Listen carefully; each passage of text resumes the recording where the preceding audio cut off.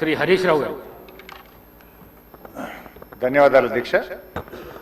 నేను గౌరవ మంత్రి గారిని సూటిగా ఒక 5-6 ప్రశ్నలు మాత్రమే అడుగుతాను, ఉపోద్ఘాతంలోకి వెళ్ళను అధ్యక్ష. ముందుగా అసలు ఈ మూసీ మోడర్నైజేషన్ ప్రాజెక్టుకు ఎంత ఖర్చు అవుతుంది?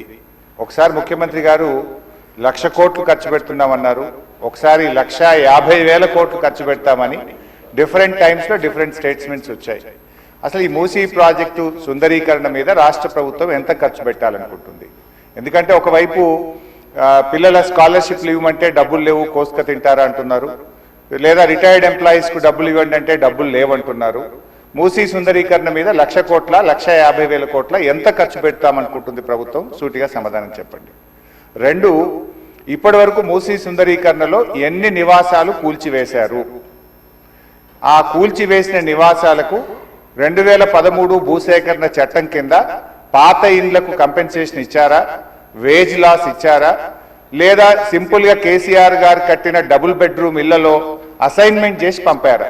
2013 భూసేకరణ చట్టం ప్రకారంగా 14.5 లక్షల రూపాయల డబ్బు ఇవ్వాలి వాళ్ళకు, పాత ఇంటికి R&Bతో ఎస్టిమేట్ చేసి డబ్బులు ఇవ్వాలి, అదేవిధంగా సెలబుల్ రైట్స్తో కూడినటువంటి 200 గజాల స్థలంలో కట్టిన ఇల్లు ఇవ్వాలి.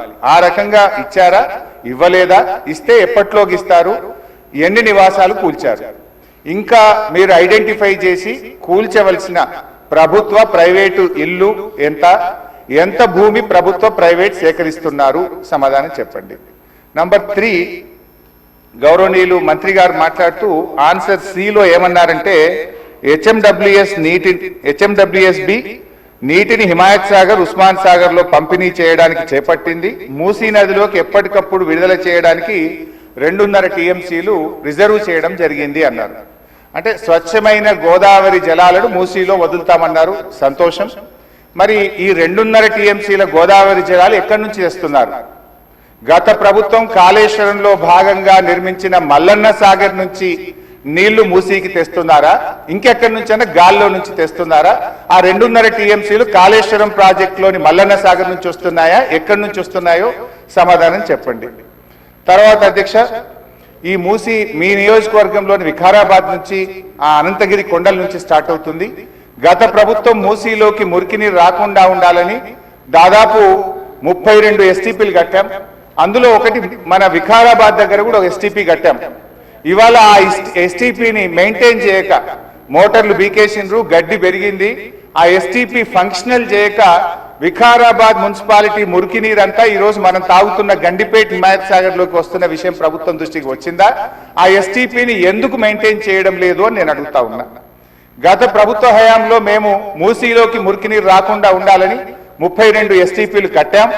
మరొక 39 ఎస్టీపీలు కట్టడానికి కేంద్ర ప్రభుత్వానికి అమృత్ పథకం కింద మేము ప్రతిపాదనలు పంపాం. అవి మంజూరు వచ్చాయా, ప్రారంభించారా, ఏ దశలో ఉన్నాయో సమాధానం చెప్పండి.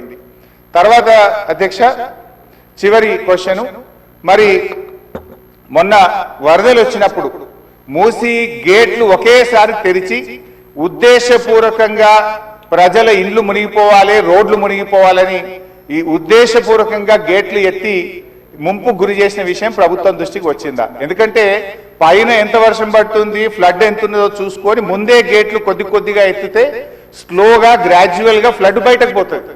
కానీ గేట్లు ఆపిపెట్టి ప్రాజెక్టు మొత్తం నిండిన తర్వాత ఒకేసారి గేట్లు తెరవడం ద్వారా ఓఆర్ఆర్ యొక్క మరి పక్కనుండేటువంటి రోడ్లు కానీ, ఓఆర్ఆర్ యొక్క మన పక్కనుండే రోడ్లు, ఇండ్లు ముంపు ఉద్దేశపూర్వకంగా కావాలనే ప్రభుత్వ పెద్దల యొక్క ఆదేశాలతో ఈ గేట్లు ఎత్తి ముంపు గురి చేసిన విషయం ప్రభుత్వం దృష్టికి వచ్చిందా?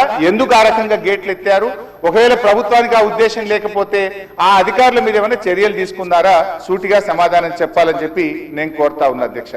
చివరిగా మేము చెప్పేది, మీరు పేదవాళ్ళ ఇండ్లకి రాకండి. మూసీ సుందరీకరణ పేరిట పేదల ఇండ్లు కూలగొడితే బీఆర్ఎస్ పార్టీ సీరియస్ గా వ్యతిరేకిస్తుంది.